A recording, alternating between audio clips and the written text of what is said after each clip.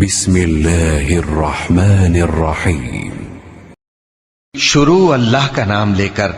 جو بڑا مہربان نہایت رحم والا ہے۔ رسول اللہ صلی اللہ علیہ وسلم نے اس وقت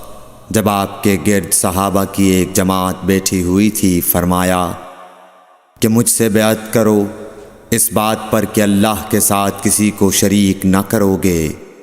چوری نہ کرو گے، زنا نہ کرو گے، اپنی اولاد کو قتل نہ کرو گے،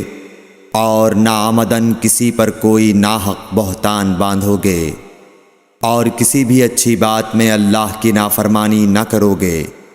جو کوئی تم میں اس عہد کو پورا کرے گا تو اس کا ثواب اللہ کے ذمے ہے، اور جو کوئی ان بری باتوں میں سے کسی کا ارتکاب کرے اور اسے دنیا میں اسلامی قانون کے تحت سزا دے دی گئی تو یہ سزا اس کے گناہوں کے لیے بدلہ ہو جائے گی، اور جو کوئی ان میں سے کسی بات میں مبتلا ہو گیا اور اللہ نے اس کے گناہ کو چھپا لیا تو پھر اس کا معاملہ اللہ کے حوالے ہے، اگر چاہے معاف کرے اور اگر چاہے سزا دے دے۔ عبادہ کہتے ہیں کہ پھر ہم سب نے ان سب باتوں پر آپ صلی اللہ علیہ وسلم سے بیعت کر لی۔ صحیح بخاری حدیث نمبر 18۔